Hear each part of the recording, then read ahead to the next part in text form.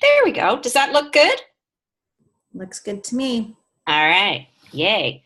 Now there we go. Oh, yay. I'm so excited because really this is my first time trying this. So I am completely like yippee-ki-yay.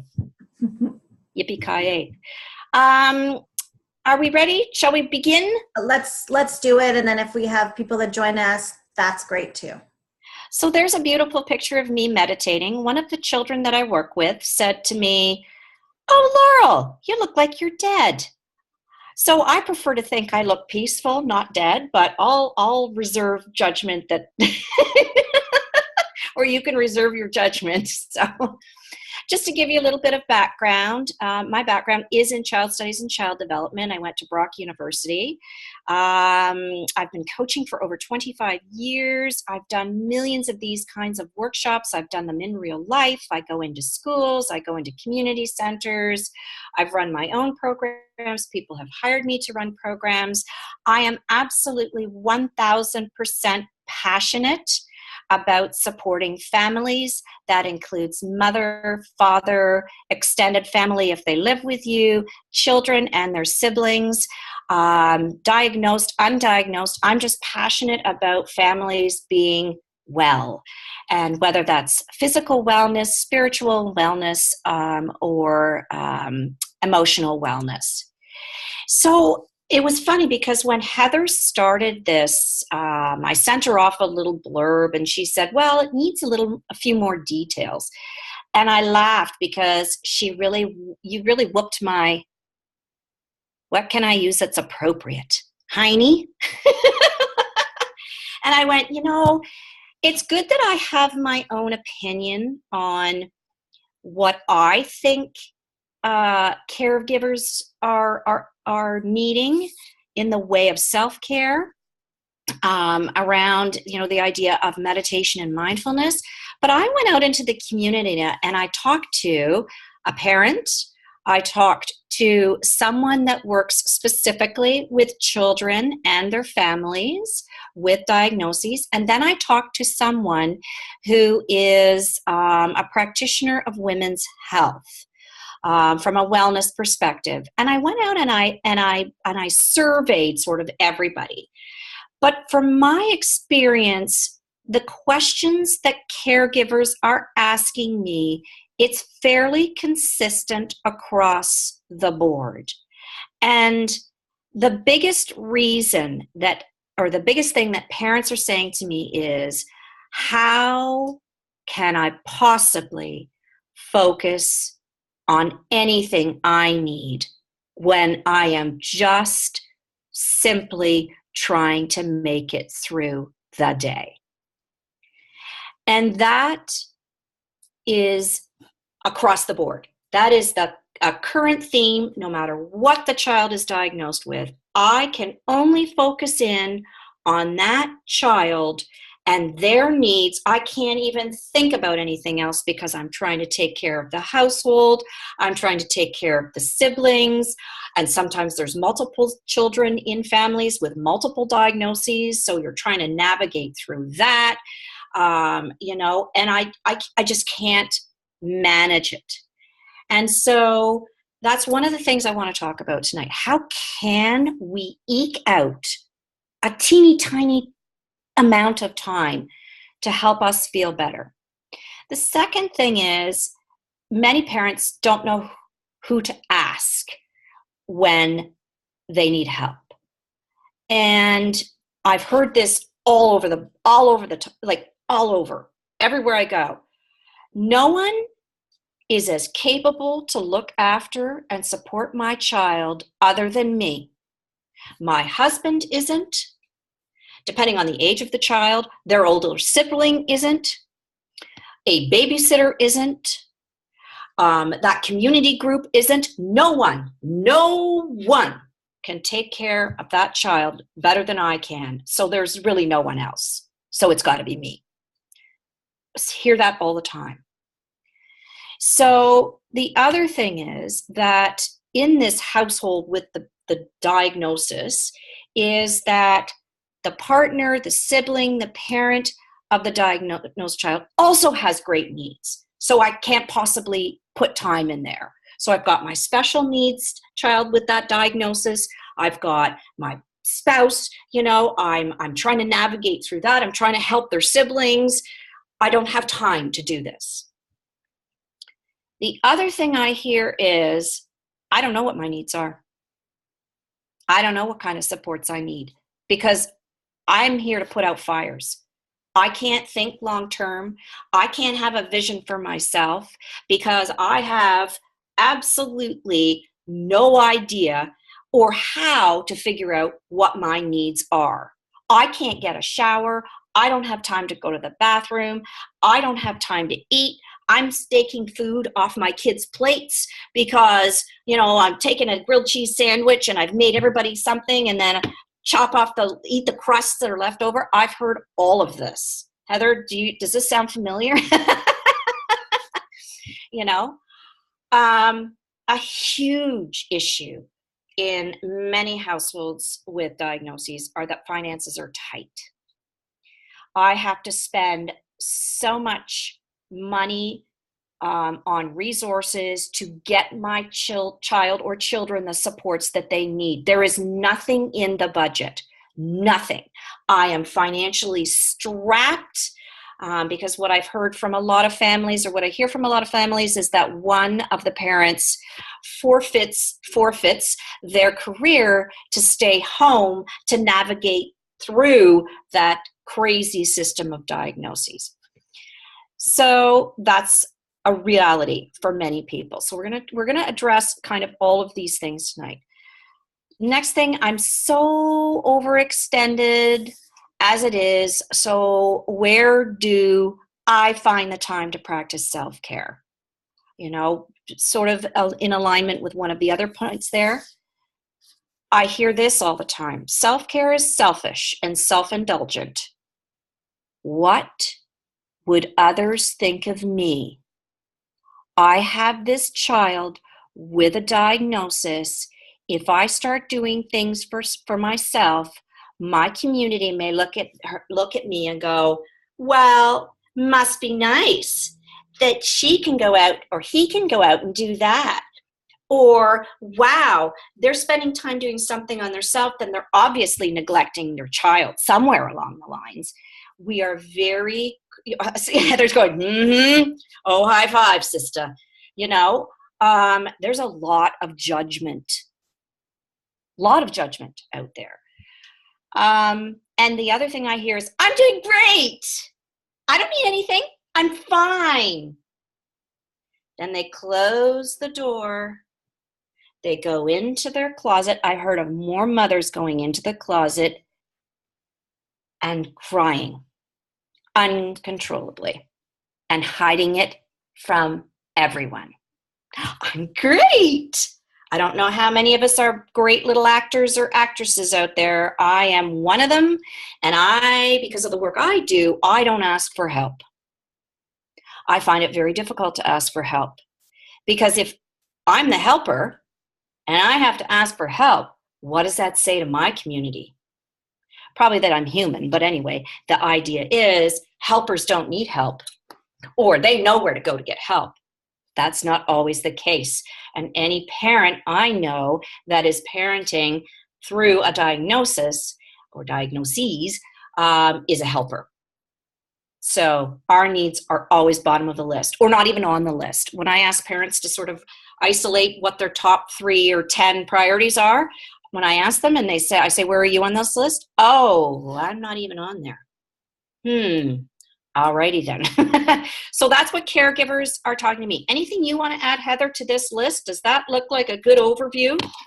That is a great overview. And yes, in our family mentor program, this is a lot of what we hear from families. So you definitely nailed that. And it's interesting how across many diagnoses, these are the commonalities, right? The experience of the caregiver, it doesn't matter what sort of those unique challenges are for your child. These overarching challenges seem to be really similar. And the positive side of that is there's a community that really understands what you're going through. Even though your child might look very different, a lot of your daily experiences are the same, and that does create a community of support, which is what our program is based on, which is pretty awesome. And when I think about self-care, when I ask people, what is your self-care routine? It always seems to be eating right, dieting, or exercise. That's it. And there's so much more to it. Yeah. That's a great start, but there's so much more out there for people. All right. So let's see. What do you think the therapeutic professionals are telling me? So when I went out and I interviewed, a therapist, and I asked, what are the families coming in? So they're treating the children, but this particular therapeutic professional, and I hear this from others as well, what are you seeing? What's coming into the office space? So parents are coming in with a myriad of symptoms. We'll call them symptoms. Exhaustion, so common. You aren't eating properly, you're not sleeping properly, you become laser focused on that diagnosis and how you're going to support your child or children. High levels of anxiety in parents. Sometimes depression that goes along with this. Low energy, high blood pressure. Symptoms of being undernourished. And I don't mean like you have scurvy or anything like that, but they're not taking care of themselves. And this is what the therapists are saying. And one of my colleagues says that what she does is she sneaks in parent treatment when they're not looking. I'm like, what? She does. She sneaks it in. She offers it free of charge in a sneaky kind of way. And I went, ooh, I like it. I like it. And so you may get offers like that. Take them, by the way, parents.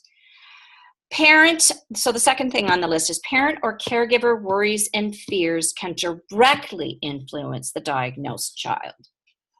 I see it because I work a lot with anxiety. And I see the more anxious a parent or caregiver is, the more anxiety comes up for the children. If you carry that baby for 10 months, hopefully, if it's a full-term pregnancy, you carry that baby, there is no way that you cannot affect their emotional health. If you've been carrying them, you've been nourishing them, they've been feeling what you're feeling. And I had the privilege of attending an infant mental health workshop through Sick Kids and York University, which offers a designation in infant mental health. And it was talking about the likelihood of, and it was focusing on mental health, but the likelihood of mental health issues coming up in children is exacerbated if a mother's mental health while she's pregnant, she is struggling with her own mental health, whether it's anxiety or depression or things of that nature. It goes up exponentially, the amount of children that are diagnosed. So even prenatally, we are actual influences on our children. So then when we give birth, or when we have our children, we look at, our emotions are directly connected to those emotions of the children. And it's interesting, I had a situation where I was doing a parent talk at one of our community centers locally, and a mom came in. She was obviously stressed out, and her baby was about 3 months old. He was screaming.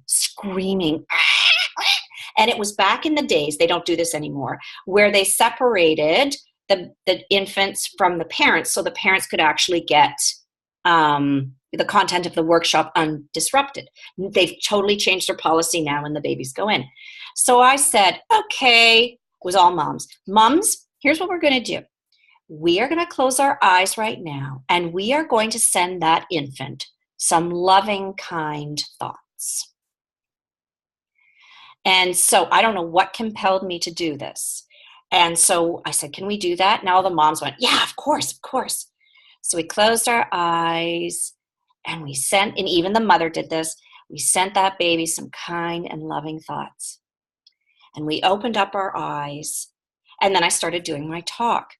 5 minutes into my presentation, I said, moms, could we just, I'm going to stop here. Can we just pay attention to the sounds outside the room?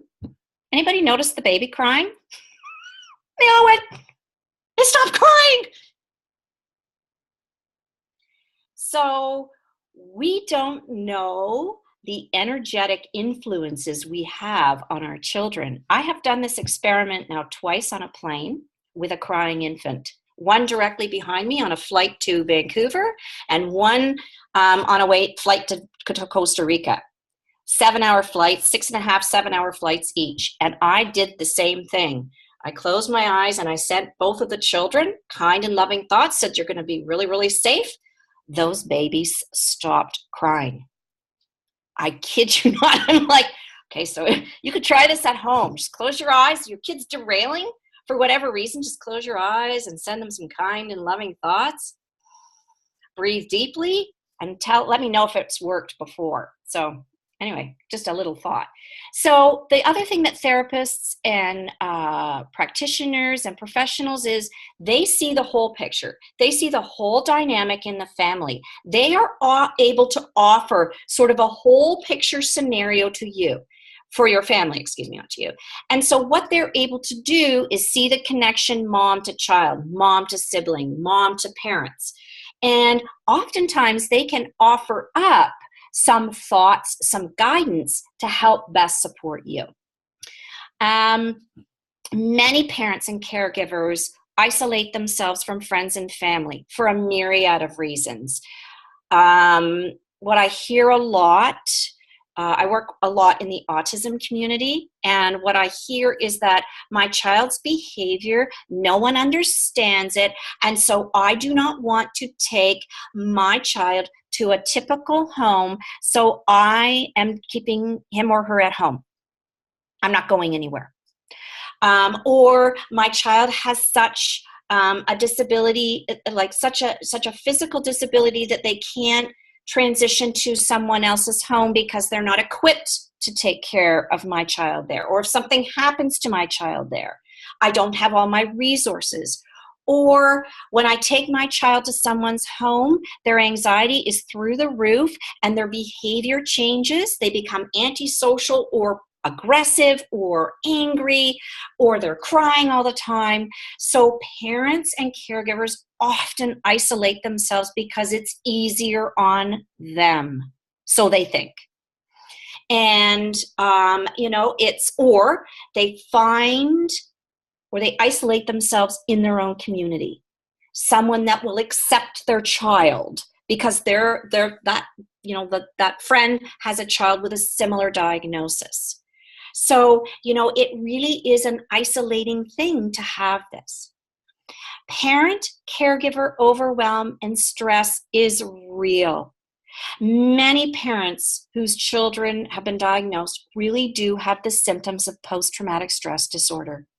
I went through a very challenging time with some health stuff with my own child, and someone pointed out to me, my counselor, that I had post-traumatic stress disorder. Okay, I work in this field, and I said to her, because it's telecounseling, I said, well, that's not true. I didn't know that. She goes, Laurel, you're a little too close to the subject matter. And I'm telling you, this is what's happening. And here's why these behaviors are coming up for you. It's because you haven't dealt with that trauma. I went, whoa, I never would have thought of it. So it's real. The other thing that practitioners are telling me is that a diagnosis, albeit challenging, does not mean the end of the world. And so that's what parents are coming in and saying, hey, this is what's going down. This is what's happening. I think it's game over. I can't handle it. I can't deal with it. So it's not the end of the world. There are supports out there. Parents and caregivers are shy about asking for help. They don't want to let people know that they can't handle it. They don't want to let people know that they're falling apart. They don't want to let people know they're going home, going into the closet and crying, or going into the shower and weeping profusely in the shower. Asking for help is one of the biggest things that we can do for ourselves. And figuring out what that help is, we'll talk about that a little bit later on. Parents and caregivers often compare themselves to other families with diagnoses. I know Heather and I have been talking about that. What's typical? What's not typical? How come that child's developing faster than this child? Well, I went on Facebook and I saw this family saying, look at this child. They've got the same diagnosis, but this child's way over here and my child's not like that. And oh my gosh, what's going on? And oh my gosh, and oh my gosh, and oh my gosh. It can be overwhelming. And the other thing that therapists and practitioners are telling me and I came up with this term, me time is me central. And we need to look at our emotional, our physical, and our spiritual well-being for the caregiver. And it has to be a priority in our lives, because the better we take care of ourselves, the better we are as a parent, as a spouse, to help our kids navigate through all those, I was going to say loopholes, but all those mountains that we have to go through when our child has a diagnosis. Okay. So recognizing when you need help. Now, what I think is interesting, and Heather, you can let me know what your thoughts are on this. The people that probably need the most help don't come to your centers, don't participate in these workshops. The ones that really are probably doing a pretty good job are the ones that attend everything. And I don't understand why. That's just the way it is. It's just the way it is. So when do you know when you need help? The bottom line is, and someone said this to me, and I've kept that sort of as a bottom line. Everybody has a different bottom line. But my bottom line to parents is, if you can't function, and I'm not saying like function tremendously, if you are not functioning, you're not sleeping, you're not eating, you're eating more, you're eating less, you're having emotional outbursts, you're yelling all the time, you're crying all the time, you feel lethargic or you feel apathetic, you find yourself isolating, or you find that you're isolating yourself from friends or family who've been supportive, if you feel depressed or hopeless, all of these emotions really, or these symptoms, that's when you need to talk to somebody. And Heather, I would say you're a go-to girl. If I would love to think that we are. We have lots of ways at CTN to reach out. We have our access line, and that's sort of our go-to place for a lot of resources. So I'll mention that at the end, what our phone number is.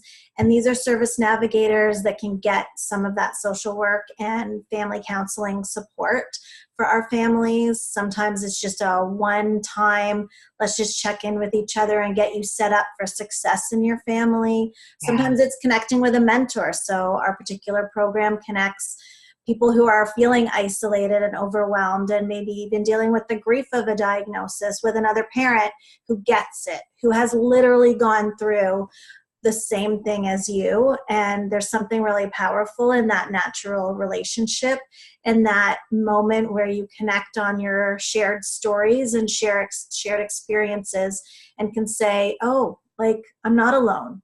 Yeah. This has happened to lots of other parents just like me. So I know that I turned to other parents when I was dealing with my son's diagnosis, and it was quite a powerful thing for me. And then sort of the cycle continues, and then I became a mentor for other families. So it's amazing. There is support, and yeah, I'll share that at the end for sure. And sharing your story is so powerful, because there's always somebody behind you ramping up to where you are.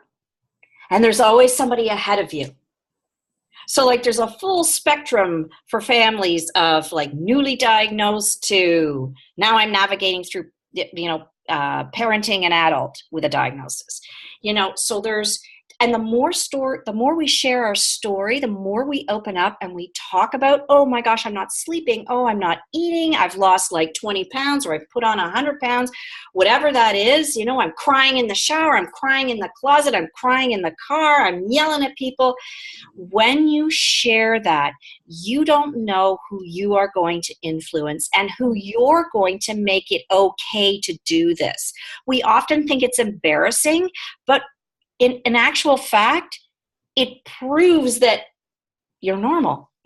It proves and can demonstrate and support others. So the more we open up and we start, we start to share these things and our feelings and, I feel hopeless. The more powerful and empowering it is for us. And the easier it is to ask for help. Once you've shared the story once, it's easy. You've opened that portal of, okay, now I can go out and ask. So who do you turn to? Friends. And I think about, many families say, my friends don't understand me anymore. Well, there are friends that have children with similar diagnoses, but then there are friends that you had before you had your children. BC is what I say. Mm-hmm. And those friends can support you regardless of the diagnosis, because they were there before, so you have different friends that support different aspects of your life. And because we often think about our best friend, and, I grew up thinking you had one best friend, and now I'm learning like you have a trillion best friends. Like there's no such thing as one best friend. I don't know where that came from. Probably it's something from the 1950s. I don't know, but you can have different friends for different things. The friends that take you out, who maybe are single and they take you to a party or they take you dancing and they let you blow off steam, those kinds of friends, to the ones that have similar diagnoses. Professional or work peers. I have found some of the most wonderful people in the workplace. I'm self-employed now, but when I was working and I was really struggling with my own emotional stuff, there were some great resource people in my workplace that were wonderful. Family. Certain family members are wonderful to talk to because their children or their family may have a similar diagnosis somewhere in there. I know in my family, because it's anxiety I'm talking about, it comes through my husband, anxiety and depression, and mine is anxiety and holisms. And so, I talk to my cousins and I talk to my brothers and I talk to, my husband's cousin that we're very close with. And so family members can support as well, different levels.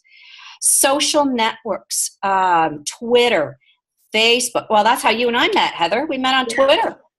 That's true. There are Facebook groups to support your child's diagnosis, the diagnosis. There are, you have a Facebook group that, parents are connecting with. There's millions of them, and they are a great resource for you. And if you don't like one, you say, okay, bye-bye, and you go find another. And Heather, you could probably, again, your treatment center could probably recommend certain groups that you think are, great in supporting and full of resources. So, there's some and there are some that are really local to different communities. Mm-hmm. We find that, sometimes there are communities that are more connected than others, and some that are a little bit more isolated and insulated. And so there are more popping up every day. And, some of those new families we talk to just want to watch. They want to join and they want to just read what's going through. They don't want to ask their question yet. They don't want to really engage yet, but it's a good way to get information and to even just feel settled in a new community and know you're part of something bigger and that there are other people who have come before you and might be there when you need them. You just sort of have to raise your hand online, and it's a little less intimidating than walking up to someone saying, hey, Here's my Yeah. question. So, there's some Yeah. anonymity in some ways about that too. So I love that idea. I love that. And I mean, Twitter was great. It's changed a little bit now, but when you and I were on it, wow, what a community. yeah, People were asking questions. You had access to parent experts right there. And, it was, I'm not on it so much anymore, but it was a great place to really access people in real time. yeah. To get that support. So Well, of course, I think the thing that about Facebook groups that our parents seem to love is that it's on their own time. So mhm. on those sleepless nights at 2 a.m. when you've just woken up with your child and you finally got them back to sleep and you're, charged and ready to do something, you've got half an hour to yourself, you want to get on the computer, that's your time to engage in a group. So it's sort of in your pajamas from home at the time that you need it, or the time that you can just get online and do something for yourself. So that's self-care in some ways, is Mhm. using those networks to connect with other parents. Absolutely. And I love it. Like I learn all sorts of parents are telling me, oh, check out this, check out that, check out. I'm like, ooh, yay, yay. So I'm building that community of resources for parents. Yeah. That I wouldn't normally have access to. So employee assistance programs, if you have access to benefits, my husband has great benefits, so that's where I'm accessing counseling through there. I forgot community resources like the Children's Treatment Network of Simcoe York. The Ontario Early Years Centers are great, little community hubs for, the 0 to 6-year-olds. Just a way of getting out with your child, just to spend some time and connect with other mothers. And so many mothers have told me that now that their children are in their 20s and even 30s, that they're still hanging out with the people they met at the different community centers, which is really kind of cool.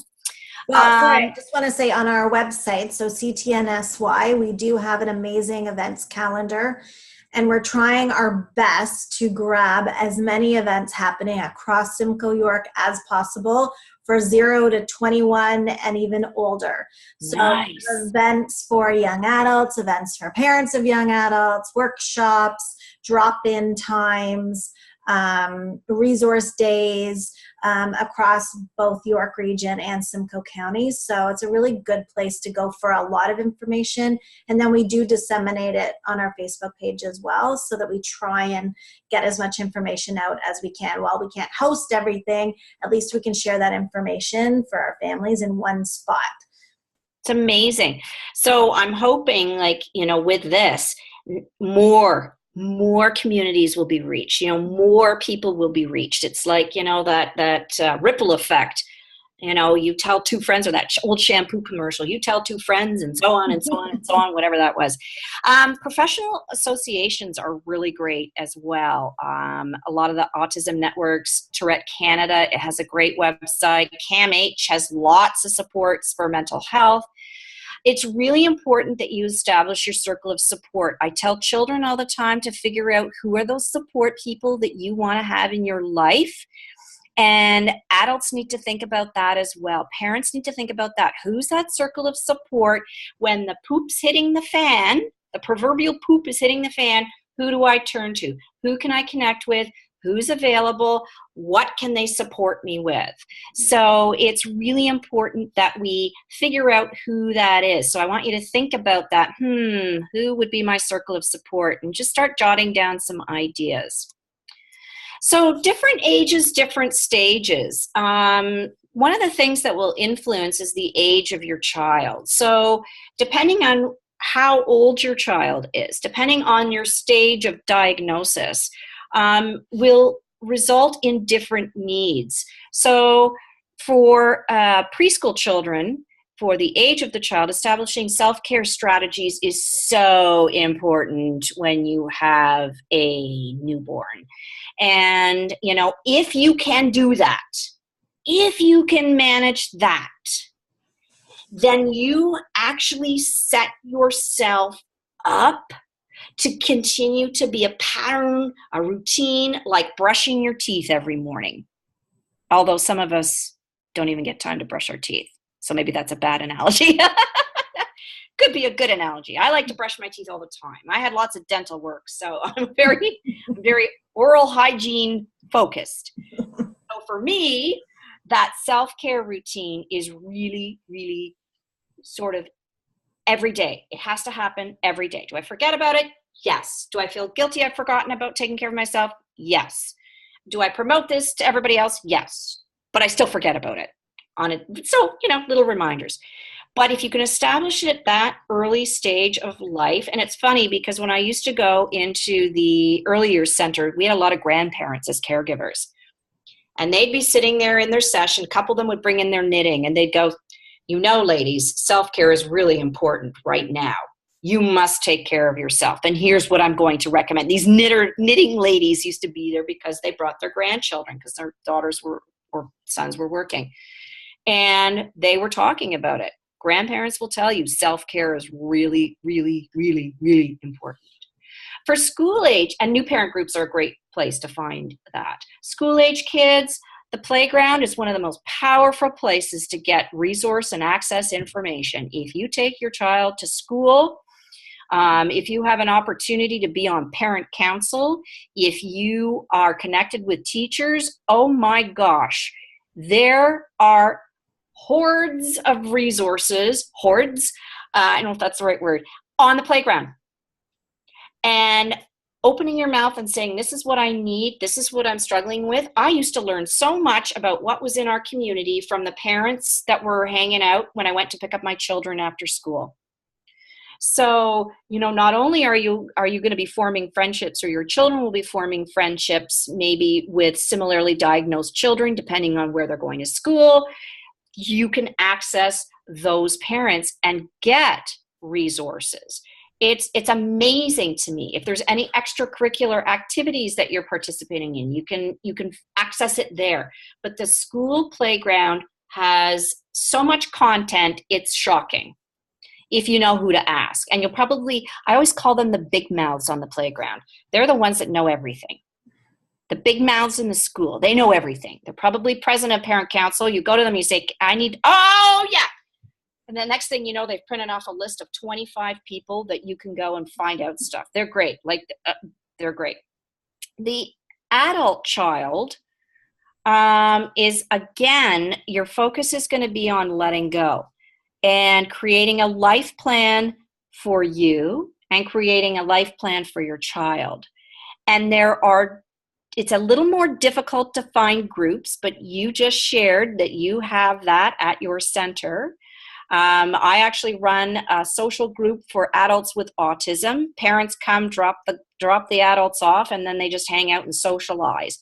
So that's starting to happen for the adults. So again, what happens though in my group, and probably in your group as well, is that the parents hang out together and start sharing resources. Well, what are you dealing with? Well, how are you getting them employment? Well, how are you going to help them with a career? Are they going to be able to go to college? Are they going to be able to drive? Are they going to be able to live on their own? Can they have independent living? Do they need an assisted living kind of arrangement? And there's a lot of dialogue like that going on. So I'm going to flip to, because I'm looking at the time, I'm going, it's going by so fast. Stages of diagnosis. And each stage or phase of your child's diagnosis or diagnoses requires a different series of support mechanisms. So if you're newly diagnosed at that stage, what you were saying about the peer mentoring is really critical, because we absolutely lose our minds. Would you agree with that? We lose our minds. It's a grief process. And, I've certainly gone through that personally, and grief happens at lots of different times. So maybe it hits you at that newly diagnosed stage, but it also may hit you when your child's about to go to high school. It might hit you when they go through puberty. Mm-hmm. It might hit you when something happens, as they're entering adulthood. So there's definitely a wave of those emotions. And so the stage, it comes and goes. It is a roller coaster ride. And different for everybody. Yes. Yes. Anger and fear. Anger. Why me? Why my child? Oh my gosh, it's all because of great uncle so-and-so. He had that diagnosis and now, what am I supposed to do now?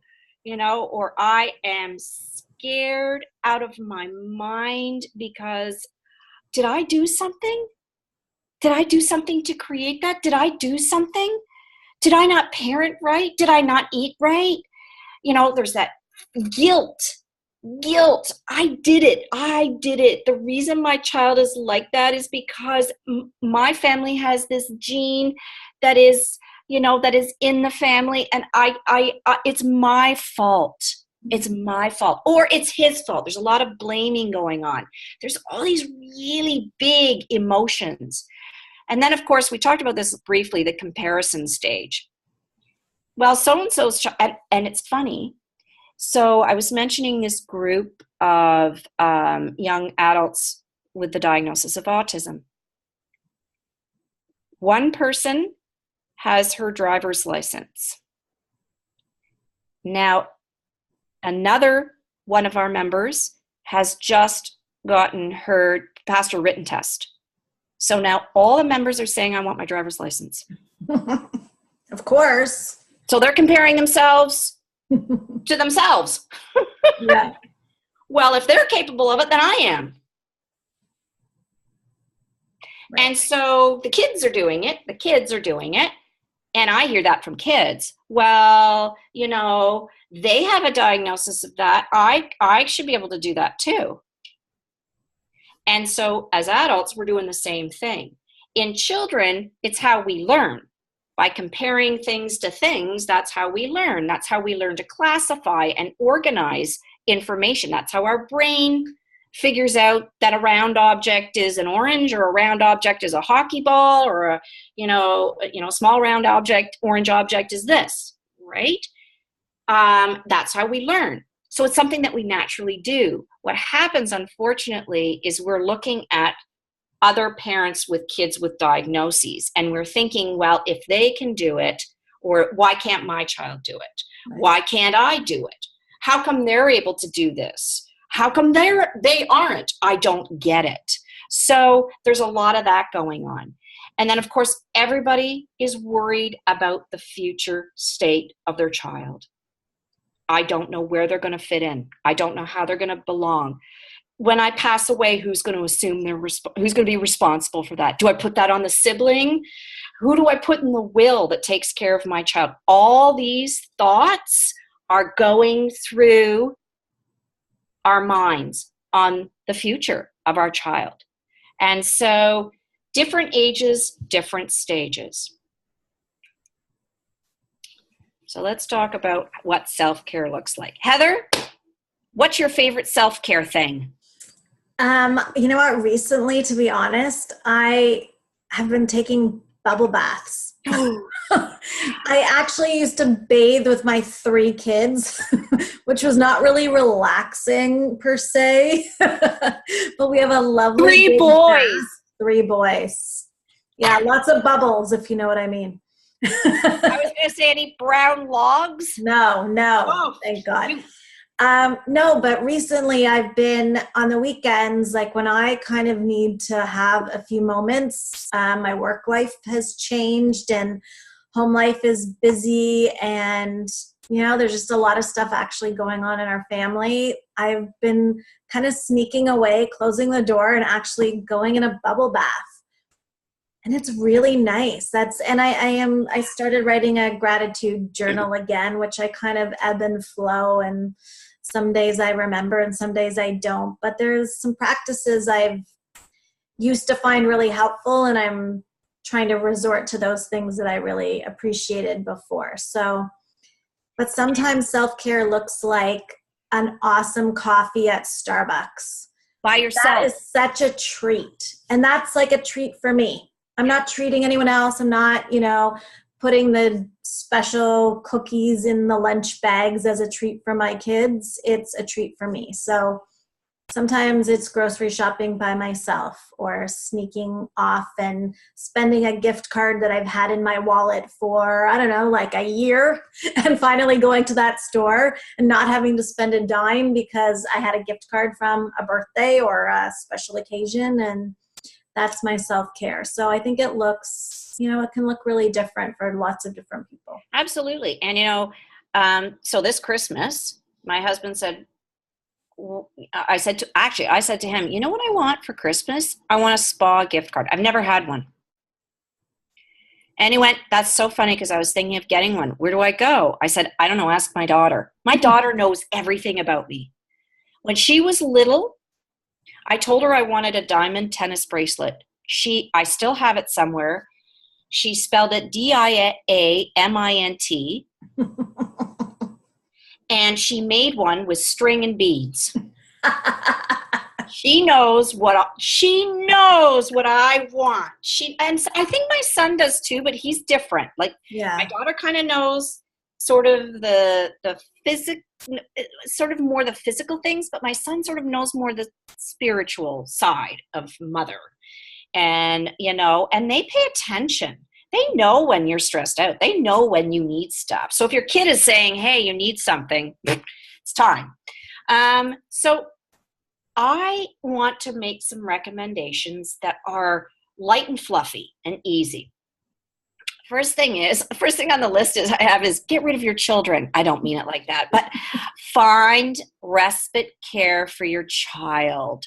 There are so many beautiful summer camps. There are beautiful programs in our community, in our communities that offer programming so you can get a break, and it helps them. They don't want to be hanging out with mommy or daddy all the time. They want their own lives. They want to do something independent. Again, depending on the age of the child. But if you can access some of these amazing summer camps that are out there, sometimes there's funding available. If finances are tight, you can apply for funding for them. But then the challenge is you take off and do something maybe with your spouse. Ooh la la. I'm all about the ooh la la. Like, if you have not had a connection with your spouse in a long time, because what happens when a child is diagnosed, the relationship goes because one parent is trying to deal with the other siblings and one parent is trying to deal with that child with the diagnosis, and ne'er the tween shall meet. And it is really important for everyone that your family has that solid foundation. So it's really important to somehow get the priority of creating time together. Well, I went to marriage counseling. I've been like a million times. And one of our marriage counselors, I said, well, we can't get time away because my husband worked in a crazy business and he was never home and never had any time. She said, do date night in your house. What? She said, have one parent fling the kids in bed and have the other parent get ready, cook or do whatever, figure it all out, throw them in bed and do date night in the house. That's something really simple. She said, but there's a rule. No dialogue about the children. So some parents are able to do it. And you know what? It worked. Every Saturday night we had date night. And I did the cooking and husband did the caregiving and put everybody to bed. And it worked out phenomenally well. So, reconnecting is a great thing. Take time to breathe. They're saying that breathing is really one of the first strategies anybody who's overwhelmed practice. And that really beautiful breathing in through the nose. And if you put your hand on your tummy right now, you can figure this out, or you can actually experience this. So if you take a deep breath in, see if you can push when your hand's on your belly, see if you can push the air deep enough into your lungs that your stomach actually raises up. That's how babies breathe, because they're breathing into the lower part of their lungs. And we become lazy as we grow, and we only breathe into the top part. So practicing that deep breathing. Taking some daily time out. If you can get out and walk and get outside. I go walking no matter what the weather is, raining, snowing, sleeting. I go every morning with a friend of mine. We do 30 to 45 minutes. We've been doing it for 15 years. She's the parent of a special needs child, and I'm the parent of a couple of anxious kids. And you know what? We walk, we get physical exercise, we're outside, we're in the sun, and we connect with each other and we share what we're struggling with. It's therapy, it's walking, it's outside, it's breathing, and we feel great when it's done. We say it's our cheapest therapy on the earth. Cheaper than therapy. Meditation and mindfulness. I mentioned the Calm app at the beginning. There is, what's the other one? Heather, do you know what it is? It's on the tip of my tongue. Headspace. That's it. Thank you. Also, Deepak Chopra and Oprah often do, twice a year, they'll do free meditations that are sent to you via email, and they are wonderful. Wonderful.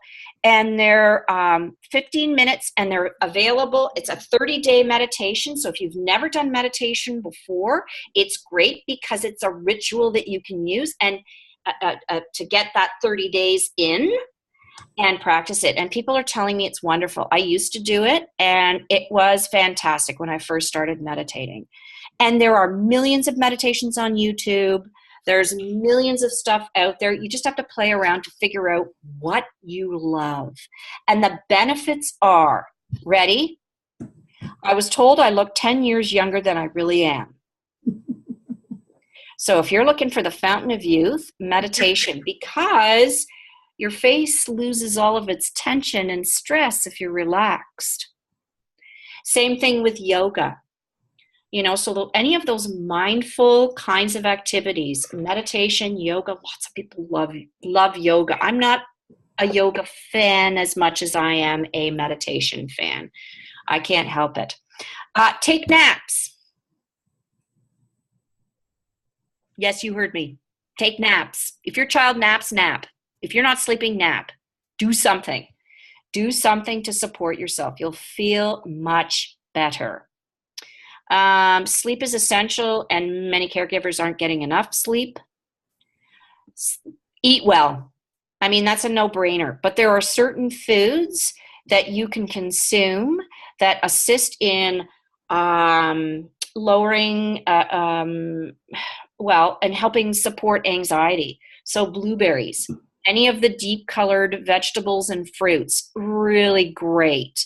Raw is great. I always eat organic. I don't eat anything non-organic anymore because I know that I want to really take care of this vessel to make sure I can get all the things done in a day.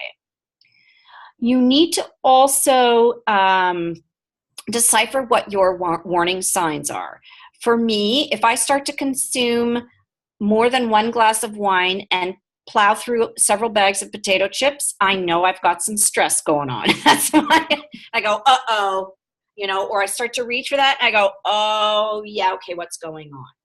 So know what your warning signs are. Is it crying? Is it sort of you feel that anxiety in your belly? Whatever that is, decipher what that thing is for you. Build strong partnerships. Find people, peer mentors, places where you actually can really get the support that you need. So if you are feeling, once you figured out what your warning signs are, who's your go-to person to help you with that? I want you to think about being selfish. Can you remember, Heather, back before you had children? That's a long time ago. Go back. Yes. Remember what you did? Do you remember those things? Some of us can remember, some of us can't. I remember going out a lot. We went out a lot. We walked a lot. We didn't drive everywhere. We walked everywhere. Right? We cooked a lot more. Yeah. And cooking is a great activity. Like, I love it because my son says, Mom, when he was little, he was 6, he said, Mommy, you know why your food tastes so good? I said, why? He goes, because you put love in it. I went, you're right. So be selfish. Assign times for you to do things you enjoy. Take a class that you've always wanted to take. Knitting is huge as a sort of that calming, therapeutic thing. I play with Lego. There, I said it. I play with Lego. Meditation classes, yoga classes, working out, really connecting back to figure out what you need to help you feel better emotionally, feel better physically, feel better spiritually. And I define that spiritual sense of self as, who am I? So what's important to me? And making sure you're making decisions that support you, not making decisions because somebody suggests that that's a good idea, that you're doing what's right for you. Listen to others. When your child's therapists are saying to you, you need to do something right now, and I want you to go do this, do it. They are the global visions, They see what's going on in the families. They know. Take the supports. If a friend says, and they're not, that crazy friend, if they say, I want to take time, I want to take you away, or I'll take your child, let them do it. Build your support circle. Build your support network so you know. And the only way you're going to know if it's going to go well is if you let somebody do this. And most important, you have to be ready to allow and build self-care as part of your habitual daily routine, like brushing your teeth or showering or whatever habit, having your coffee in the morning. It's got to be as simple as flicking the switch to put the coffee on in the morning, or programming your coffee, or grinding your coffee beans. It's routine as that. Your child has a routine, a wellness routine. We're always doing everything for them. Now we have to look at our wellness routine. What are we going to do? Resources. Okay, Heather, look at your number 1. Yay. So you have the presentation, so people can actually, if you forward it to people if they want it, then they can click on these links. Yes, I will absolutely do that, and I'll send our 1-877 number to our access line, which is our service navigators, and they can really connect with lots of other resources, including our Family Mentor program, and you'll have my contact information as well. Perfect. And there is such a thing as caregiver burnout. And I found these articles and I went, oh my gosh, I think every parent I know who's parenting a special needs or a child with a diagnosis needs to read these articles. Because I'm hearing it from parents. This is what I'm struggling with. This is what I'm struggling with. This is what I'm struggling with. And just to go back to that self-care routine, you only have to start with 2 minutes, 3 minutes. That's it. We're not saying a 2-hour class. Start small and start with something manageable. Having a bath once a week. I put Himalayan salt in my bathtub because it cleanses. The salt has healing properties. So Heather, maybe you want to add that. I'm going to be cooking myself in the next few days with some salts. Well, you know what I'm thinking about? I just want a word of caution. When you put the salt in, make sure you stir the tub, because if you sit on the crystals, they really hurt your tush. I'm going to make myself into a broth. Lovely. Mm-hmm. Put some carrots, some cut up carrots, and some other stuff in there, and you scoop them out after you're done. Dinner at the same time. I love it. Yeah. So I thought I know you're wrapping up. Do you think we should open this up? Maybe everyone, we have a small group. Maybe unmute Michelle, Sharon, Ava, and unmute. I'm going to stop sharing. Ask a question. I'm going to stop sharing. There we go. Oh, there we are. Okay. Does anyone have a question for Laurel? That was a lot of awesome information. And I do love the feeling of not feeling alone. Mm-hmm. I think everything you hit tonight was what we hear from a lot of families, and just hearing that it's common, that you're not alone, that you're not the only one feeling those particular things, that you're on this wave of emotions on and off, and those, you talked about those emotions about different phases.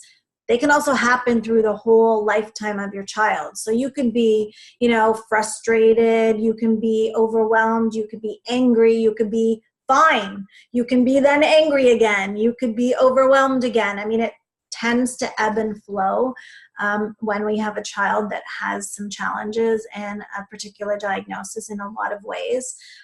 It doesn't sort of follow that nice straight line, which probably no child does actually follow, even those typical ones. One of the things I wanted to add is that one of the therapists said to me, the most important thing, Laurel, in this presentation is that you have to be ready to embark on a self-care journey. Mm. So if you're not ready, it's not going to happen. But when you are ready, now you know what to look for. Now you know what to do. It's because some people just can't wrap their head around it for whatever reason.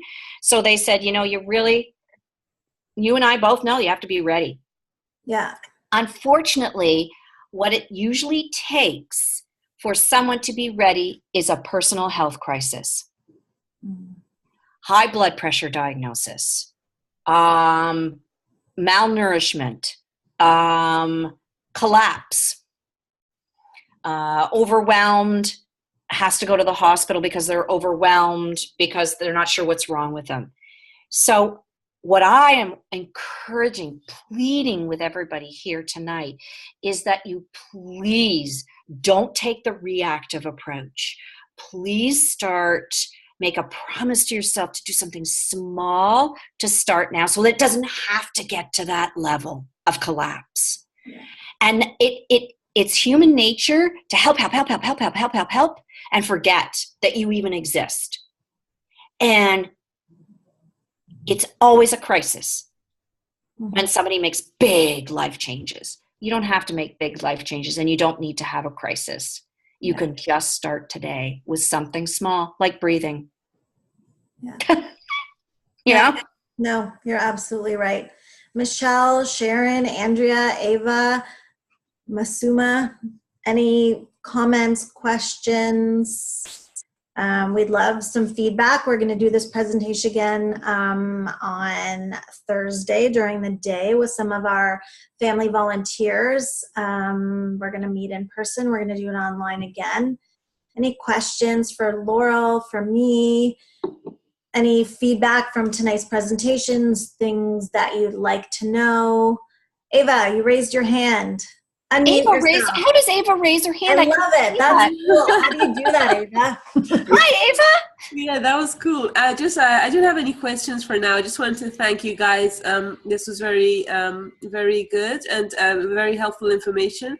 And I just want to say it was very convenient too, because if it was offered any other way, I personally wouldn't have been able to attend it. So this was very convenient. Basically, it made it possible for me. And thanks a lot. It's something that we really need. I've been feeling a lot of stress recently, so it was really timely for me. So Ava, what are you going to do? I think,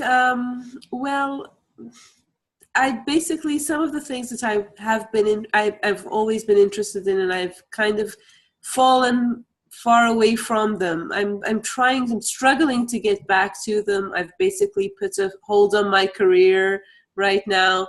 So this is going to be a big shot. So probably not on that side for now, because it takes a lot of strategizing and a lot of too much effort. But maybe the more simple self-care things like exercising. I've been trying to start meditating for a long time.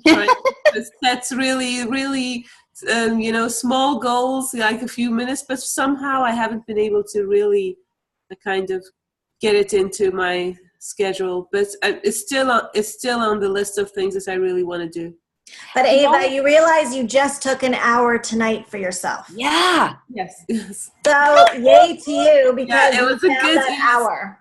Yeah, I'm actually sitting here on the couch with my 3.5-year-old asleep in my arms. So that sounds good. Probably the reason why I was able to do this. Well, and you know what, that the responsibility is also on CTN and our organizations to make it available for families to fit during those times where you can have that little person sleeping on you and have those moments to yourself. So we're trying to do a little bit better on that. So I really appreciate your feedback hearing that, because I think we're going to do a little bit more of, how can we bring this information to you and to our other parents who just literally can't leave the house during the day or at night, and you just want to sit on the couch with your little guy or little girl and have a few moments for yourself to learn some information. So thank you.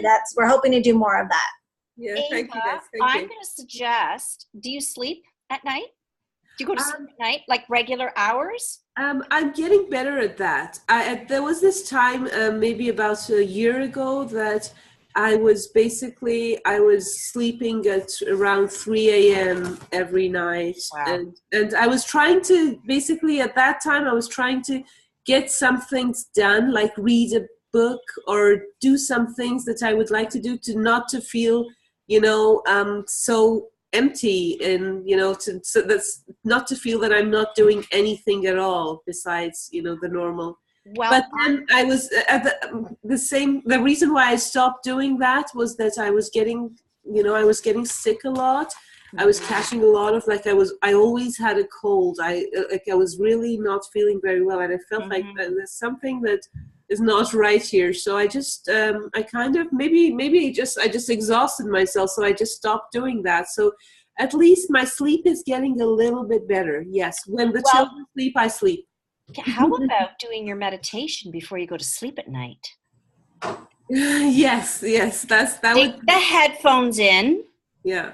Load up a timed thing, and lie in bed and go, and whether you want, nature sounds. Some people like thunderstorms, like there's lots of white noise things. Some people like to hear pretty voices. It's awesome. It's awesome.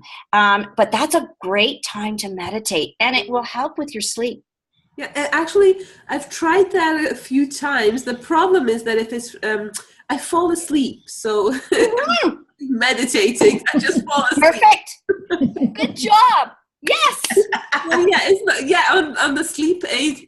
Perfect. It's good, but it's not making me a better meditator. Working, girl. That makes you a good meta sleeper. Yes. That's right. Perfect.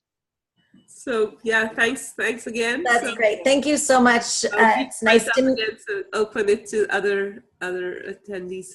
That's great. And thank you for speaking up. And you have my contact information. And if there's anything you need, that is part of my job. So I'm happy to speak with you and meet you at any point. We have some great coffee chats where we go face-to-face and meet some other families. And we have our online community as well, whether it's resources or our Facebook page. And we also have our mentor program. Okay, thanks a lot, Heather. Sorry. Thanks a lot, Heather. Thanks. Oh, thank you. Nice to talk to you. Thanks for joining us. Bye. Andrea, Michelle, anybody else? Any comments? I did post our access number. Again, there are service navigators. They know what's happening in different communities. If you're feeling isolated, need some respite, need connections in the community, need to talk to a child and family therapist, we do have those on staff. If you need someone to talk to you about funding, we can share some resources about events where they are talking about funding opportunities, or we can connect you with a one-on-one chance to fill out an application. I know personally that was kind of my breaking point. I could do the daily stuff, but when you put an application in front of me to tell about my child's worst day, and then I had to send it to the ministry, which would say yay or nay, give me the stamp of approval, I froze up. I couldn't do it. So I needed help for funding applications, that was my kind of breaking point, and I got some help through CTN. So that is something we offer for our families as well, and there's other community agencies that do the same, so we're happy to connect you with those. Whether you speak to me or our CTN Access, we can help connect you with what you need, or with another parent who gets it, which I think is equally as valuable. If there aren't any other questions, I want to say thank you to Laurel, and I get to speak to you again on Thursday. Yay! Yay! And you. And I want to say thank you. This has been a lovely way to spend a Tuesday evening and talk about ourselves. And I think it's lots of opportunities to think about those small moments in every day where we can just give something to ourselves and not to others. And just acknowledging the feelings we have. And I appreciate the fact that you've, talked to some of those experts and shared your opinion and your expertise with us as well to sort of normalize some of those feelings and emotions as well, which I think is as important as finding the resources, is saying, absolutely, you're good. Lots of people have felt this before. So I think normalizing it is really important too. Because we're all abnormal. Yeah, of course. Thank you, Heather. All right. Thanks, everybody. Have a lovely evening. And we will record this. I'll send you some resources tomorrow, everyone that has signed up. And I'll send you some links, and you'll have my contact information going forward. Thank you. Have a lovely evening. Get in your pajamas and have a few moments to yourself. Thank you. Bye.